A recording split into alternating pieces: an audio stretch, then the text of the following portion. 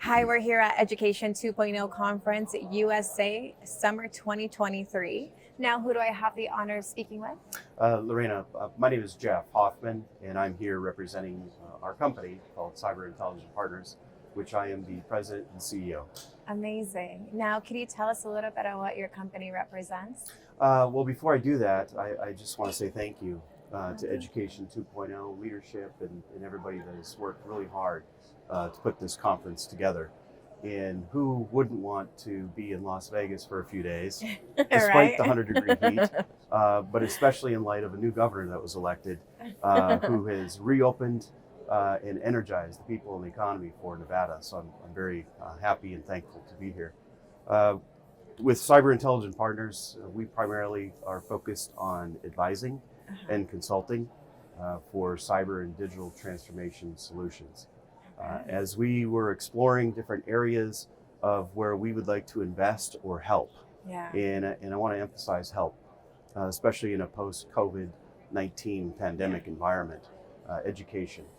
And I was fortunate enough and honored to be on a panel yesterday talking about oversaturation of investment in education. And one of those areas where I can see a need, and you look at the trends, whether that's federal government or other organizations that are doing studies, is the security of education, especially in cyberspace. So we have some training products that we're hoping to reveal and find additional partners from those that we already have, along with, of course, any startup company, some investment to produce that product and to allow that available for the education community. That is amazing. Yeah. It's great stuff to look forward to. Yeah. We're so happy that you're here. Now, you are an Education 2.0 Conference USA honoree. Now, how did it feel to get recognized for your accomplishments? Since I've been here from day one, looking at all of the participants of Education 2.0, recognizing the accomplishments of all of the honorees, this is an amazing group. And when you look at other conferences that people attend, and this is one of my points in the panel yesterday, getting rid of the politics, right? This country is so divided, and the cancel culture has become such a trend and a routine phenomenon. This conference has avoided all of that, and they've looked for true talent, regardless of what your political views are or what your affiliation might be with any kind of organization, or should I say it, political party. Yeah. And so I like the neutrality of Education 2.0, which I think political parties should be doing, looking for new leaders, right, who truly believe in the basics and the fundamentals of a common sense classroom and in an education environment. Now, based on the panel yesterday, there is a balance. We have new tools, we have artificial intelligence and virtual learning platforms, but we can't forget about those basics of math, reading, and science. And during the Q&A, there was actually one participant who really rallied up the crowd, and we had a common understanding, right, that we don't want our kids not opening up a physical book and learning how to read. But virtual learning platforms are absolutely essential, and the market has expanded exponentially, over $120 billion since 2022. But again, with that balance, and the virtual learning platforms are just perfect for after-school tutoring options for parents. But as I mentioned yesterday as well, there was a news story in the morning news, Las Vegas morning news, talking about the city, Atlanta, Georgia. They were still behind on performance in a post-COVID environment. And it was because of these online learning platforms and virtual learning. So again, we need to have a balance. We need our kids back in school physically and more often. I come from a county in Virginia, one of the largest in America, Fairfax County Public Schools. And if you look at their calendar, there are more teacher workshops and days off than there are kids actually in school. And if you compare that to something like a British term system, right? There's less time off. Kids are in school. They're structured. They're learning. Mhm. Again, I just think if we need to get back to that balance and back to Yeah. those common sense practices and Proper values. foundation. Yeah. Yeah. Yeah, absolutely. You seem very passionate about it. I love it. I have three That's great. boys. Yeah. And one is just starting middle school. Oh my goodness. So as a Congratulations. father, I am absolutely concerned. I Yeah. won't say concerned, interested, Mhm. right, in making sure that the trends in the future, are the best that could be offered for my three boys. I definitely agree with But that. along with other parents, Yeah. right, and their kids and their children and their futures. Absolutely.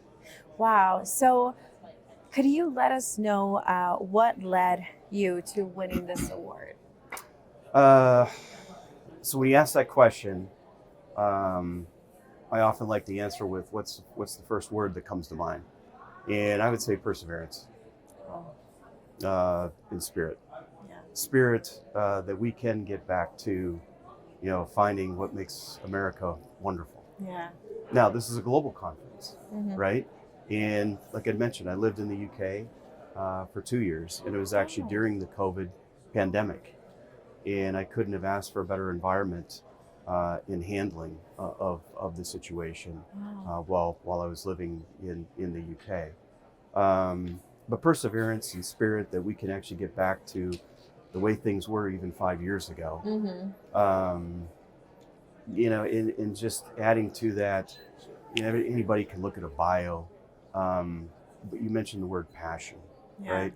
I mean, cybersecurity is only going, and let me backtrack a bit. Cyber and digital transformation. Mhm. It's not just technical, right? It's a whole new evolution of learning. What is cyberspace? And that's part of our product with Cyber Intelligent Partners, is to provide a training product solution for teachers and educators. If they are the ones developing curriculum for students, but there's no prerequisite for a teacher or a mandate for a teacher to actually understand cyber, Yeah. how are they qualified to develop curriculum for teachers? That's a Right? great point. Exactly. Yeah. An Exactly. alarming point as Yeah. well. Yeah, and, Wow. and so we're looking to fill that gap with a product that has a roadmap, has actually a fast track revenue model for any investors that would be interested, and it's a pretty small dollar investment Yeah. for a big impact in this country. Now, if anybody wanted to reach out for an investment, collaboration, or even for advice to Mhm. hop on this mission, where can they contact you at? So our website would be the best. My email is the best, which is easy. It's Jeff, Okay. JEFF at cipsolutions.org, or we have our website, which is cipsolutions.tech, TECH. Oh, perfect. Now, is there anything else that you want to share with us? No, I'm just very thankful again to be here.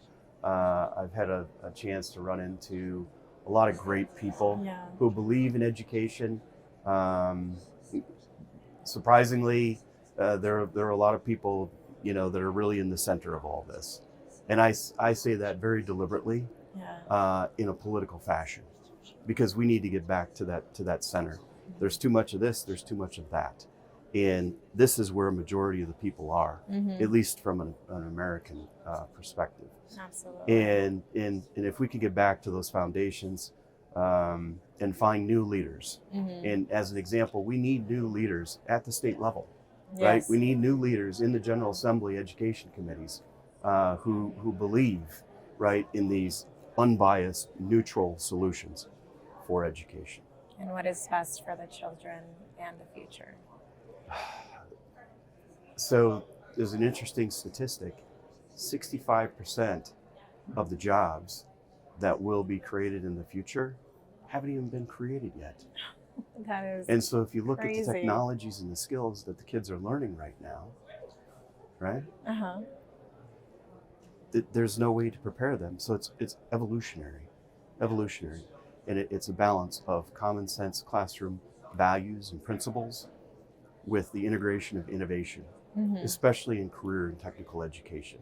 I think that has a very strong future. Wow. Instead of obviously, we were all educated. Yeah. We had our 4-year undergrads, we had our liberal electives, right? Yeah.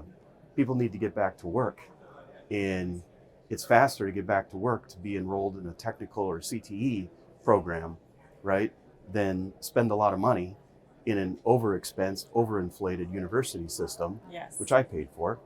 Me too. We all paid for, Yeah, me too. right?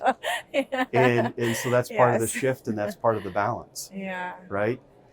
Is preparing our future, preparing our kids for what's best, and that's not just all math, reading, and science. Mhm. There's also that societal portion of it, Absolutely. right?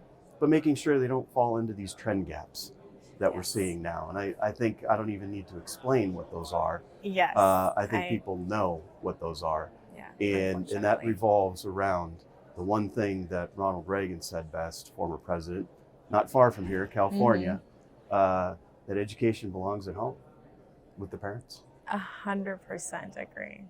Thank you so much for your time. Thank You're you. full of wisdom. I love the passion, and I can't wait to see what you guys do next and Thank you. change the future. Yeah, so thank you much, again. Pleasure Pleasure. talking to you. Okay.